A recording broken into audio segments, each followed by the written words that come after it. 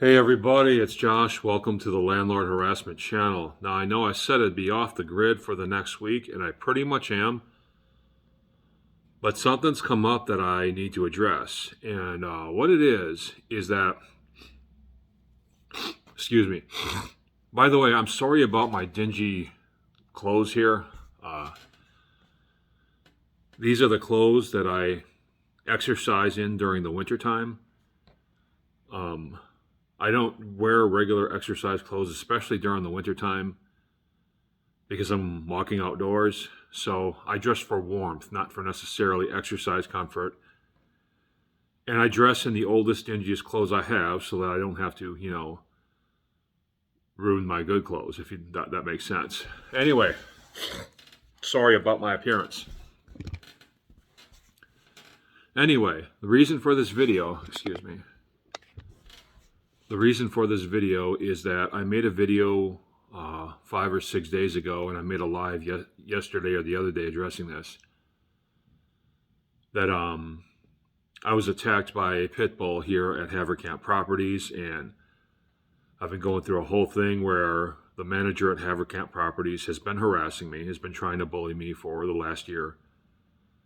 But this particular video was about this pit bull attack. And people are wondering where I stand on the pit bull debate. Like, the pit bull debate has come back up in American culture because there's always stories in the news about pit bulls, mauling children, mauling adults even. I mean, unprovoked attacks by pit bulls and so on and so forth. So people are wondering, where do I stand on the pit bull debate? Should pit bulls be banned? To put it bluntly. So I'm going to tell you guys where I stand. But before I get to that, let's just address the obvious.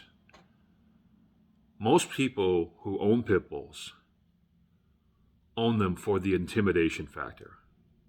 They own them for, like, the bad boy status. It's like a lot of these people are just weak people that maybe they ran from all their fist fights in high school, but they get a pit bull and they feel tough with a pit bull walking beside them. It's probably about 80% of pit bull owners right there. And then you have the other 20% that truly don't know how dangerous these dogs are, right? And they truly just want a family pet, and they heard that pit bulls are a good family pet, so they don't know any better.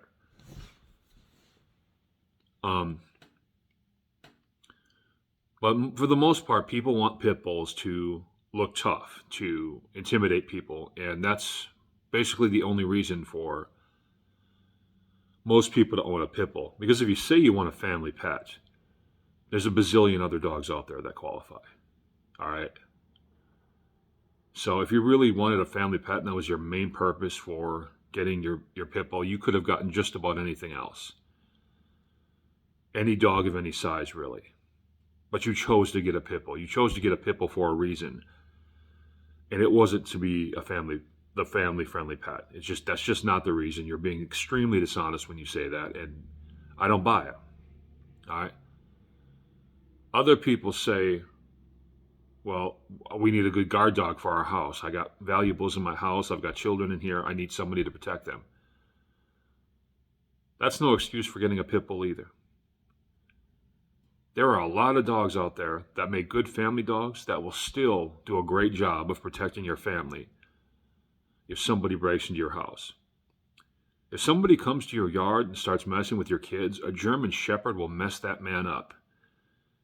As will a Doberman, as will a Rottweiler, as will a whole lot of other dogs. You don't need a pit bull for that. The only difference between these other dogs and the pit bull is that the other dogs can be completely domesticated. All right? They don't have the wild animal instincts that pit bulls have. So I'm not buying that you need a pit bull to protect your family. All right? Dobermans, Shepherds, Great Danes, Dalmatians. There are so many other extremely tough dogs that will mess a person up who tries to break into your house or whatever. So you do not need a pit bull for that. Stop it. All right? Pit bulls aren't even real dogs. They're not dogs at all. They don't even act like dogs. Right? Their whole behavior is different from that of any other dog that you will ever see. First of all, you can't even back down from a pit bull if a pit bull wants to attack you. They don't care about signs of submission. All right? They also don't bark or growl or do nothing before they're about to attack. They're standing next to you silent, and all of a sudden they attack. No other dog in the world does this without provocation. They're also the only dog that consistently turns against their own owners and family members.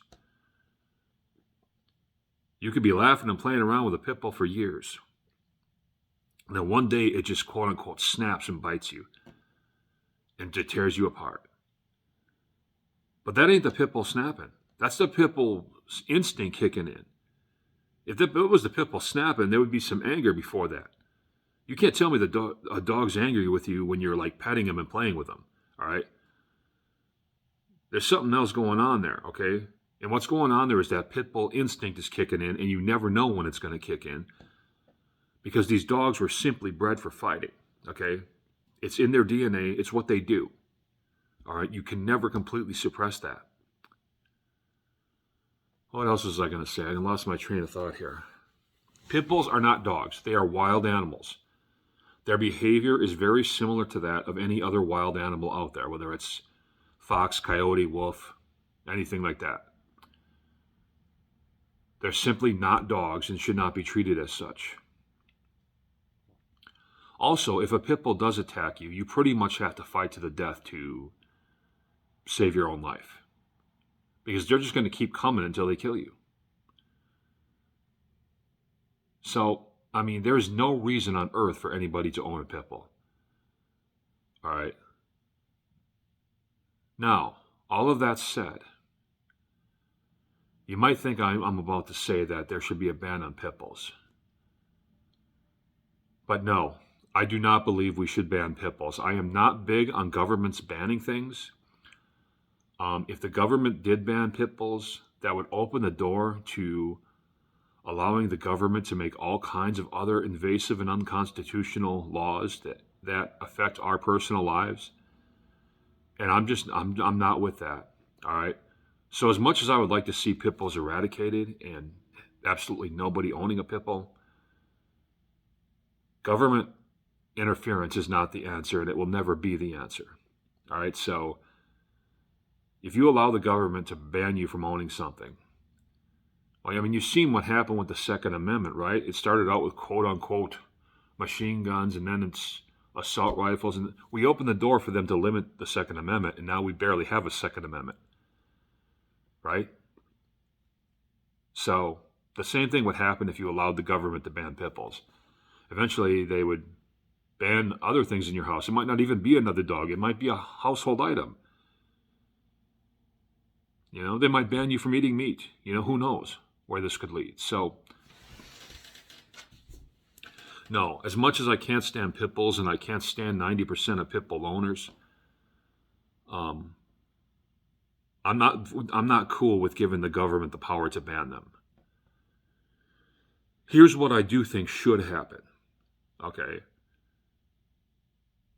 In most of these cases, these pit bull attacks are generally very bad and very violent and usually unprovoked. So here's my solution to it. Two things. You hear all the time about a pit bull just like attacking, say, a woman jogger in a park, right? And the pit bull mauls the woman so badly that the dog completely bit the woman's calf muscle right off, right? How many times have you heard that story? What's my solution to this? It's simple. Let's say that you were a crazy man, one of those crazy dudes who waits around in parks and waits for a woman to jog by so that you can like maul them and rape them or whatever you do. If you cut off a woman's calf, right, doing that because you're like sick and sadistic or whatever it is, however much prison time you get for that, 20, 30, 40 years, let's say it's 30 years, that's the same amount of time that you should get in prison if your pit bull does that to someone. So whatever time you would get for enacting unprovoked violence against somebody else, that's the same time that you should get in jail if your pit bull engages in that same violence. If you beat someone up to the point where literally half their face is gone because you ripped their face off, and they give you 50 years, then you should also get 50 years if your pit bull does that to somebody. You know? That's it. Make pit bull attacks prosecutable the same way that you would make the same way that human attacks are also prosecutable. And whatever that pit bull does to somebody, whatever time a human would get for doing that same thing, that's how much time the pit bull owner should get for that same offense if his pit bull does that to somebody. That law alone would end most pit bull ownership really quickly. Really quickly. Because I don't care what most pit bull owners tell you, they don't trust their dogs. I know this because I've been in houses with friends who own pit bulls and stuff. And when you're just sitting around laughing, talking, drinking, they'll tell you the truth. They will flat tell you they don't trust their own dog sometimes. I love this dog, he's gentle, but sometimes he has a mind of his own and I can't stop him. So pit bull owners, they know. They know that they're dealing with a very dangerous animal there with a ton of wild animal instincts. If any pit bull owners want to come at me about this, all I got to say to you is, why would you oppose a law like this? You trust your dog, right? You trust your dog when you're out walking your dog or taking your dog to a park, right? So if you trust your dog not to do this to somebody, then you don't have to worry about this law. Okay. So that's my first solution. My second solution is to roll back some of these laws that these leftist animal rights activists have enacted that really hamper one's ability to self-defense when they're attacked by an animal. You know, people go to jail all the time for beating up pit bulls that attack them first. Killing pit bulls that attack them first. That's got to stop, all right? Anytime you feel even remotely threatened by a pit bull, you should be allowed to attack. You know, because that's an animal. You can't reason with an animal the way you can reason with a human being. So roll back these laws that hamper a person's ability to engage in self-defense against dangerous animals, and basically make a law that says when a pit bull attacks somebody and does serious damage, the owner gets the same prison time he would as if he himself had inflicted that damage. All right. And if this attack happens because you are careless with your animal, like you were walking two pit bulls with one hand, knowing full well you can't control them, then there should be some extra time added onto that prison sentence for your carelessness. All right, so that's all I got for you guys today. I'm going to go back into my break from social media. But no, I don't agree with pit bull bans. I don't agree with government stepping in and telling you what you can and can't have in your own house. That's a dangerous road to walk down, and I don't want to walk down it. But to enact laws that, pit bulls should be treated as a dangerous weapon under the law. That's basically what I'm thinking. So if your dangerous weapon that actually has a mind of its own attacks somebody, you should get charged with assault. That's my thing. Okay, that's all I got for you guys today. See you later.